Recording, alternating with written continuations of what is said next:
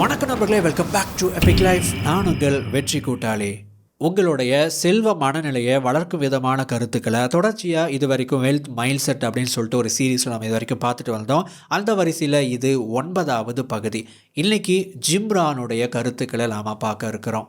சரி, இன்றைக்கான topic 4 simple steps to success. நீங்கள் இப்போ இருக்கிற உங்களுடைய நிலையில் நீங்கள் வெற்றி அடைகிறதுக்கு இன்க்ளூட் பண்ண வேண்டிய 4 ரொம்ப சிம்பிளான ஸ்டெப்ஸ் என்னென்ன அப்படிங்கிறத நம்ம பார்க்க இருக்கிறோம். நீங்கள் வெற்றி அடைகிறதுக்கு இன்க்ளூட் பண்ண வேண்டிய 4 முக்கியமான ஸ்டெப்ஸ் இதோ. முதலாவது, குட் ஐடியா. ஒரு நல்ல ஒரு யோசனை உங்களுக்கு தேவைப்படுது.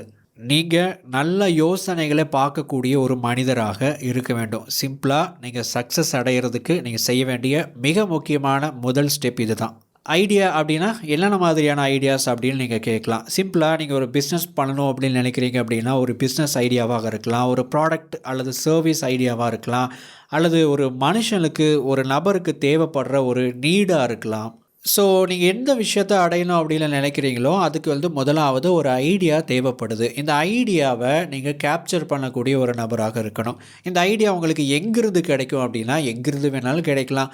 ஒரு ஐடியா ஒரு இன்ஸ்பிரேஷனாக இருக்கலாம். ஒரு ஐடியா ஒரு காப்பி பேஸ்ட்டாக ஒர்க்காக கூட இருக்கலாம். ஒருத்தங்களை பார்த்து நம்ம அப்படியே காப்பி அடித்து கூட ஒரு ஐடியாவை உருவாக்க முடியும்.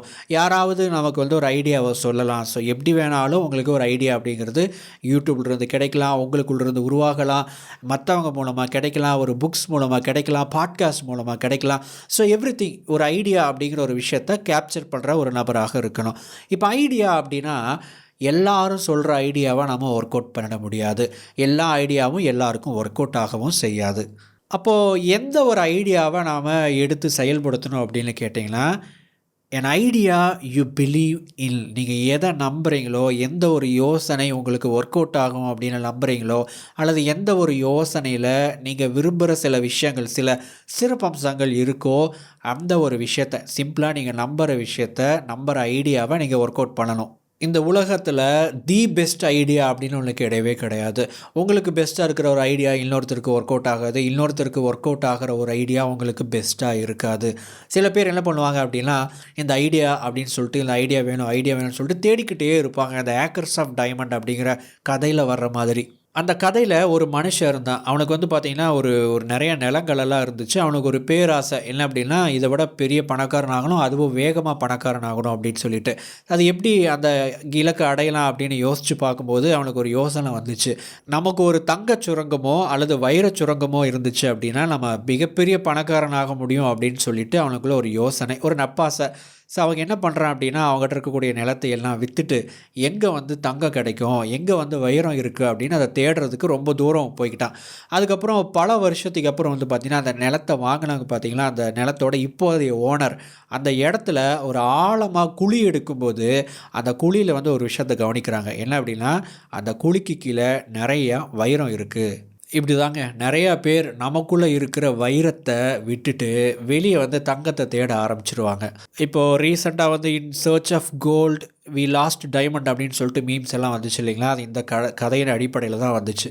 ஸோ நிறைய யோசனைகள், பெஸ்ட்டு ஐடியாஸ், இதுதான் அதுதான் அப்படிலாம் தேடிக்கிட்டே இருக்காதீங்க. எது உங்களுக்கு பெஸ்ட் அப்படின்னு உங்களுக்கு தோணுதோ, எதை நீங்கள் நம்புகிறீங்களோ அந்த ஐடியாவை கையிலிடுங்க. 2வது, குட் பிளான். எந்த ஒரு விஷயத்தையும் நம்ம நினச்ச மாதிரி செய்யணும் அப்படின்னா அதுக்கு ஒரு பிளான் தேவைப்படுது. பிளான் பண்ணாமல் எதையும் பண்ணக்கூடாது. இது எல்லாத்துக்கும் தெரியும். ஆனால் இங்கே ஒரு கேள்வி, ஒரு பிளான் எப்படி இருக்கணும்? அந்த பிளான் எப்படி இருக்கணும் அப்படின்னா சிம்பிளாக இருக்கணும். சிம்பிளிசிட்டி, அதுதான் உங்களுடைய பிளானுக்கு இருக்க வேண்டிய ஒரு முக்கியமான அம்சம். எந்த அளவுக்கு உங்களுடைய பிளான் எளிமையாக இருக்கோ, அல்லது எந்த அளவுக்கு உங்களுடைய பிளானை உங்களால் எளிமையாக புரிஞ்சுக்க முடியுதோ அந்த அளவுக்கு உங்களால் ரொம்ப எஃபெக்டிவாக வேலை செய்ய முடியும். சில பேர்லாம் நீங்கள் பார்த்துருக்கலாம், ஸ்கூல் கூட படிச்சிருக்க மாட்டாங்க, 5வது படிச்சிருப்பாங்க, 8வது படிச்சிருப்பாங்க, ஆனால் நிறைய பணம் சம்பாதிப்பாங்க, நிறைய நல்ல ஒரு பெரிய பிஸ்னஸ் பண்ணுவாங்க, நல்ல ஒரு பேர் புகழெல்லாம் வச்சுருப்பாங்க. எப்படி அவங்களால அது சாத்தியம் அப்படின்னு கேட்டிங்கன்னா, சிம்பிளாக சொல்லணும் அப்படின்னா அவங்களுக்கு என்ன ஒரு பிளான் தேவைப்படுது அப்படிங்கிற விஷயம் அவங்களுக்கு தெரிஞ்சிருக்கு. அந்த பிளானை அவங்களால சிம்பிளாக புரிஞ்சுக்க முடியுது, அல்லது அவங்களுடைய பிளான் ரொம்ப சிம்பிளாக இருக்குது.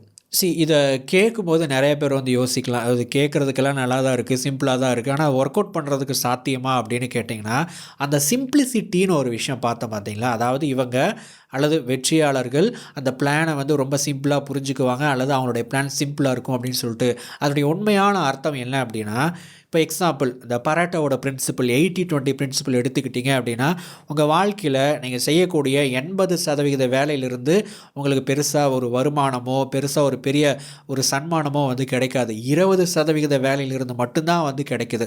இப்ப நீங்க வந்து ஒரு 8 மணி நேரம் ஒர்க் பண்றீங்க அப்படின்னா, அதில 80% விட 20% நேரம் தான் நீங்க ரொம்ப எஃபெக்டிவா ஒர்க் பண்றீங்க. அந்த 20% நேரம் எது? அந்த 20% வேலை அப்படிங்கிறது எது? அந்த 20% மனிதர்கள் யார்? அந்த 20% அந்த விஷயம் என்ன? அந்த சின்ன விஷயம் என்ன? அப்படிங்கிறத கண்டுபிடிச்சு, அதில மட்டுமே நீங்க முழுசா உங்களால ஃபோக்கஸ் பண்ண முடிஞ்சா, ரொம்ப சிம்பிளா நீங்க நெறைய விஷயங்கள பண்ண முடியும். 80%ங்கிறது ரொம்ப பெருசு. 20%ங்கிறது ரொம்ப சின்ன விஷயம். ரொம்ப சிம்பிளான ஒரு விஷயம். ஆனா, நம்மளால அதில தான் கவனம் செலுத்த முடியறதில்ல. அதில செலுத்த முடிஞ்சா, நீங்க ஒரு விஷயத்த சாதாரணமா, சிம்பிளா புரிஞ்சுக்கிட்டீங்கன்னு அர்த்தம். சிம்பிளா இருக்கிற விஷயம் உங்களுக்கு பெரிய வெற்றிய கொடுக்கும். இந்த 80-20 பிரின்சிபல் அப்படிங்கிறது ஒரு சின்ன உதாரணத்துக்காக தான் வந்து சொன்னேன். பட் நெறைய விஷயங்கள் இப்படி தான் ஒர்க் ஆகிக்கிட்டு இருக்கு. 3வது பாசிங் டைம். இந்த ஓடிக்கிட்டே இருக்கிற இந்த நேரத்த வந்து சரியா மேனேஜ் பண்றது வந்து பார்த்தீங்கன்னா, ரொம்ப ஒரு மிகப்பெரிய ஒரு சேலஞ்ச் எல்லாத்துக்குமே. இந்த டைம் அல்லது டைம் மேனேஜ்மெண்ட் அப்படிங்கிற அந்த விஷயத்துல நெறைய பேர் வந்து எங்க கோட்ட விடுவாங்க அப்படின்னு கேட்டிங்கன்னா, மெதுவாக பயணிக்கிறதுக்கு பொறுமை இல்லாம இருக்கிறதும், வேகமா பயணிக்க வேண்டிய நேரத்தில வேகமா செல்லாம, வேகமா பயணிக்காம இருக்கிறது தான் வந்து நெறைய பேர் வந்து இந்த டைம் அப்படிங்கிற விஷயத்தில கோட்ட விடுற ஒரு விஷயமா இருக்கும். எல்லாத்துக்குமே ஒரு டைம் இருக்கு. எல்லாத்துக்குமே ஒரு கால அவகாசம் அப்படின்னு ஒண்ணு இருக்கு. சில பேர் வந்து வேகமா பணக்காரனாகணும், வேகமா முன்னேறணும், வேகமா நெறைய விஷயங்கள அச்சீவ் பண்ணணும் அப்படின்னு நினைப்பாங்க.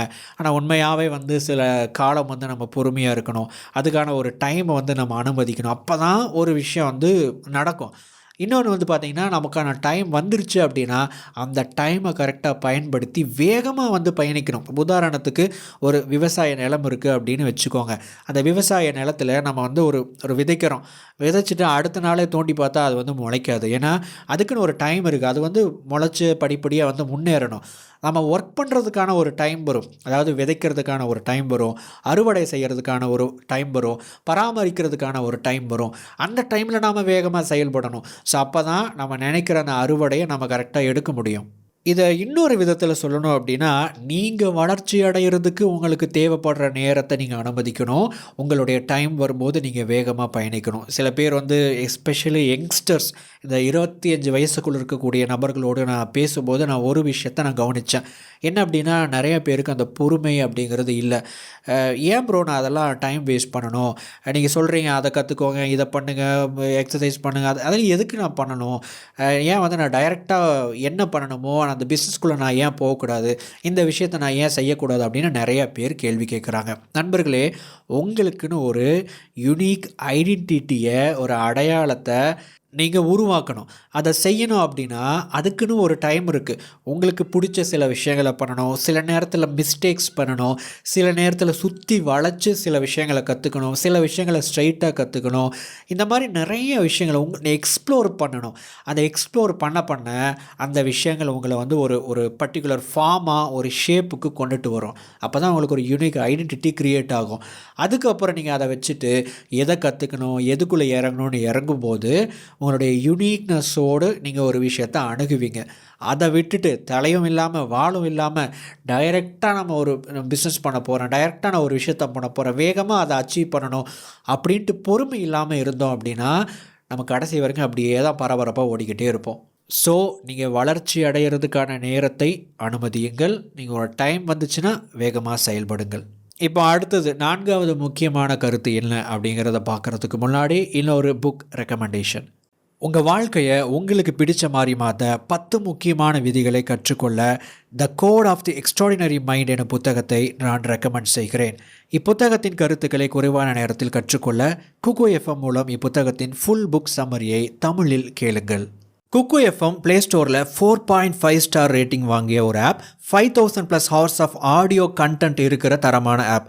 இதில் motivation, biography, self help, money, நாவல்ஸ்னு பல்வேறு ஜேர்னல்ஸ் அடங்கிய ஒரு ஆப் தான் குக்கு எஃப்எம். பல மொழிகளில் audio books and book summaries இருக்குது. முக்கியமாக நம்ம சுய முன்னேற்றம் சார்ந்த முக்கியமான புத்தகங்களோட புக் சம்மரிஸ் தமிழ் மொழியில் இருக்குது. இது ஒரு ப்ரீமியம் ஆப். நார்மலாக 399 ரூபா ஒரு வருஷத்துக்கான சப்ஸ்கிரிப்ஷன் சார்ஜ்.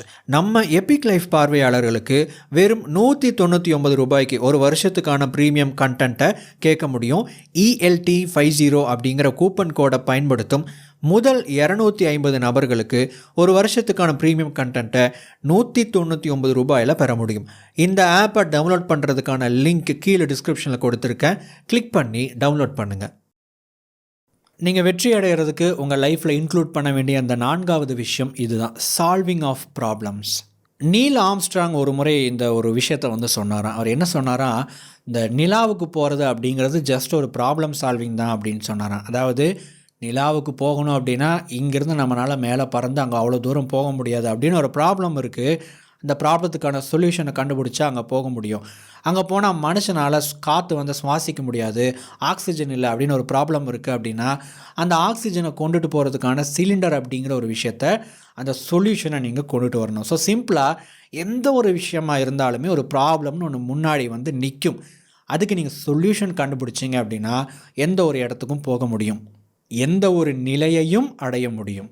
உங்கள் லைஃப்பை நீங்கள் எப்படி எடுத்து பார்த்தாலும் அதில் ஒரு ப்ராப்ளம் அப்படின்னு ஒன்று நிற்கும். அது பொருளாதாரமாக இருக்கலாம், உங்களுடைய ஆரோக்கியமாக இருக்கலாம், உங்களுடைய ஃபேமிலியாக இருக்கலாம். ஸோ இந்த ப்ராப்ளம்ங்கிறது அந்த ஒரு நெகட்டிவான ஒரு பிரச்சனை அப்படிங்கிற அந்த ஒரு விஷயத்தில் நான் சொல்ல வரல.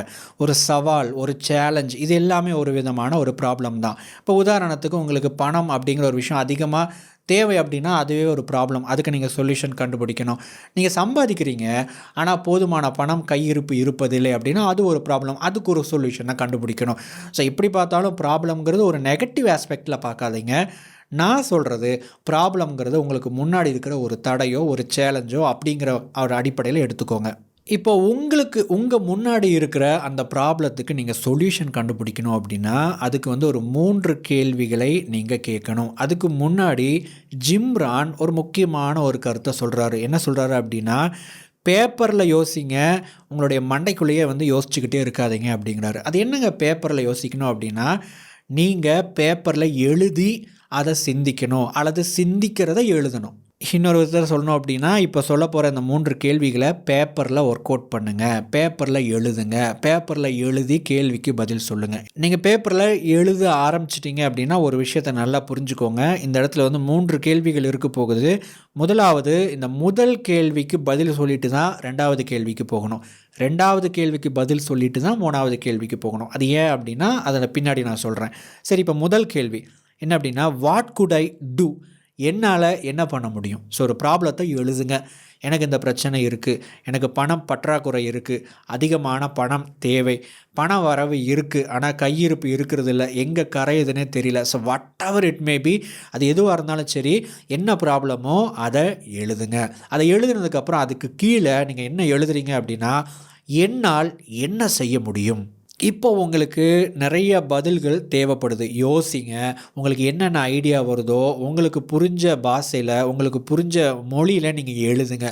அதை லிஸ்ட் அவுட் பண்ணுங்கள். 1 2 3 4 அப்படின்னு சொல்லிட்டு லிஸ்ட் அவுட் பண்ணிவிட்டு எது தேவையோ எது பெஸ்ட்டோ அந்த ஐடியாவை பிக் பண்ணுங்கள். இப்போ உதாரணத்துக்கு உங்களுக்கு ஒரு 10 யோசனை கிடச்சிருக்கு அப்படின்னா, இப்போ உங்களுடைய தேவை, எனக்கு அதை சீக்கிரமாக அடையணும் அப்படின்னு ஒரு தேவை இருக்கலாம். சில நேரத்தில் மெதுவாக அடைஞ்சாலும் பரவாயில்ல, எனக்கு அது பெஸ்ட்டாக தான் வேணும் அப்படின்னு சொல்லிட்டு ஒரு தேவை இருக்கலாம். இதில் எந்த பதிலை நீங்கள் தேர்ந்தெடுக்கணுன்னா, இப்போது உங்களுக்கு மிக மிக முக்கியமாக எது தேவையோ அதன் அடிப்படையில் உங்களுடைய யோசனையை தேர்ந்தெடுங்கள். இப்போ 2வது கேள்வி, வாட் குட் ஐ லேர்ன், நான் எதை கற்றுக்கொள்ள வேண்டும். அதாவது உங்களுக்கு ஒரு ப்ராப்ளம் இருக்குது, அதுக்கான சொல்யூஷன் கிடச்சிருச்சு. இப்போ எனக்கு என்ன தெரியணும், எதை நான் கற்றுக்கணும், எதை நான் படிக்கணும், எதை நான் தெரிஞ்சுக்கணும். இந்த கேள்விகளுக்கெல்லாம் பதில் எழுதுங்க. அது ஒரு புக்காக இருக்கலாம், ஒரு வீடியோவாக இருக்கலாம், ஒரு கோர்ஸாக இருக்கலாம், வாட் எவர் மேபி. ஸோ ஒரு விஷயம் உங்களுக்கு கிடைக்கும். ஸோ எதை கற்றுக்கணும் அப்படிங்கிற கேள்விக்கு பதில் லிஸ்ட் அவுட் பண்ணுங்கள். 3வது, ஹூ குட் ஐ ஆஸ்க், நான் யாருக்கிட்ட இந்த ப்ராப்ளத்துக்கான சொல்யூஷனை கேட்க முடியும் அல்லது ஒரு உதவியை கேட்க முடியும்? அந்த மனிதர்களோட பேரையெல்லாம் எழுதுங்க. இப்போ நான் சொன்னேன் இல்லைங்களா, முதல் கேள்விக்கு பதில் சொல்லிட்டு தான் 2வது 3வது போகணும் அப்படின்னு சொல்லிட்டு. இப்போது ஒரு ப்ராப்ளம் இருக்குன்னா, அந்த ப்ராப்ளத்துக்கான சொல்யூஷன் ஒரு நபர்கிட்ட தான் கேட்கணும் அப்படிங்கிற மாதிரி டக்குன்னு உங்களுக்கு தோணும். அப்போ நீங்கள் என்ன பண்ணுவீங்கன்னா, முதல் 2 கேள்வியை ஸ்கிப் பண்ணிவிட்டு 3வது கேள்விக்கு பதில் எழுதுனீங்கன்னா ப்ராப்ளம் சால்வ்டு அப்படின்னு நீங்கள் நினைக்கலாம். ஆனால் அதுக்கு நீங்கள் ஒரு தப்பு பண்ணுவீங்க. என்ன தப்பு பண்ணுவீங்க அப்படின்னா, உங்களுடைய எபிலிட்டியை குறைச்சிடுவீங்க. அதாவது முதல் விஷயம், எல்லாமே உங்களால் முடியும் அப்படிங்கிற அந்த தன்னம்பிக்கையை வளர்க்குறதுக்கு பதிலாக, உங்களால் என்ன முடியுமோ அந்த விஷயத்தை ஃபோக்கஸ் பண்ணுறதுக்கு பதிலாக, எடுத்த எடுப்புலேயே அடுத்தவங்களால் என்ன முடியுமோ அந்த விஷயத்தை நம்ம கொண்டு வந்து நம்ம ப்ராப்ளத்துக்கு சொல்யூஷனாக மாற்றிக்கக்கூடாது. தேவைப்படுற இடத்துல, தேவைப்படும் போது, தேவைப்படும் மனிதர்களுடைய ஆலோசனையை, தேவைப்படும் மனிதர்களுடைய ஒரு சொல்யூஷனை, ஒரு உதவியை எடுத்து நம்ம பிரச்சனையை சரி பண்ணிக்கலாம். ஆனால் அதுக்கு முன்னாடி உங்களால் என்ன பண்ண முடியும், நீங்களாக சுயமாக கற்றுக்கிட்டு எதை சரி பண்ண முடியும் அப்படிங்கிற விஷயத்தை நீங்கள் படிப்படியாக டெவலப் பண்ணால் தான் நீங்கள் ஒரு பெட்டர் ப்ராப்ளம் சால்வராக நீங்கள் வளர முடியும். அதாவது உங்களுடைய பிரச்சனைகளுக்கான தீர்வுகளை காணக்கூடிய நிரந்தரமான மனிதராக மாற முடியும். டெம்பரவரி சொல்யூஷனை தேடி போகிற நபராக நீங்கள் மாறக்கூடாது. ஒரு ப்ராப்ளம் சால்வராக நீங்கள் வந்து மாறணும். இப்போ உதாரணத்துக்கு நீங்கள் ஒரு சேல்ஸ் எக்ஸிக்யூட்டிவ் அப்படின்னு வச்சுக்கோங்க, ஒரு சேல்ஸ் பர்சன் அப்படின்னு வச்சுக்கோங்க. இப்போ நிறைய பேர் என்ன பண்ணுவாங்கன்னா, இந்த வாரம் இது டார்கெட்டு, இந்த சேல்ஸை முடிச்சுட்டா போதும்டா அப்படின்ட்டு இந்த சேல்ஸை முடிக்கணும்ன்ட்டே ஓடிக்கிட்டே இருப்பாங்க. அப்படி இருக்காதீங்க. நீங்கள் ஒரு பெட்டர் சேல்ஸ் எக்ஸிக்யூட்டிவாக மாறிடுங்க. நீங்கள் ஒரு பெட்டர் சேல்ஸ் பர்சனாக மாறிடுங்க. சிறந்த ஒரு விற்பனையாளராக மாறிவிட்டால் விற்பனை செய்வது அப்படிங்கிறது உங்களுக்கு ஒரு எளிமையான ஒரு காரியமாக மாறி போய்விடும். ஸோ ஒரு டார்கெட்டை முடிக்கணும், அதை அப்படிலாம் தேவையே இல்லை. ஈஸியாக அப்படியே அல்வா மாதிரி தூக்கி சாப்பிட்டு போயிட்டே இருக்கலாம். முதல்ல உங்களால் என்ன முடியும், முதல்ல உங்களால் என்ன கற்றுக்கிட்டு செய்ய முடியும் அப்படிங்கிற விஷயத்தை பார்த்துட்டு அதுக்கப்புறம் யாருடைய ஆலோசனை, யாருடைய உதவியை ஏற்கலாம் அப்படின்னு திங்க் பண்ணுங்கள். இந்த 3 கேள்விகள் உங்களை ஒரு பெட்டர் ப்ராப்ளம் சால்வராக மாற்றும். நண்பர்களே, இந்த வீடியோ உங்களுக்கு பிரயோஜனமாக இருந்திருக்கும் அப்படின்னு நான் நம்புகிறேன். அடுத்த வீடியோ பதிவில் மேலும் ஒரு பயனுள்ள தகவலோடு உங்களை சந்திக்கிறேன். தேங்க்ஸ் ஃபார் வாட்சிங்.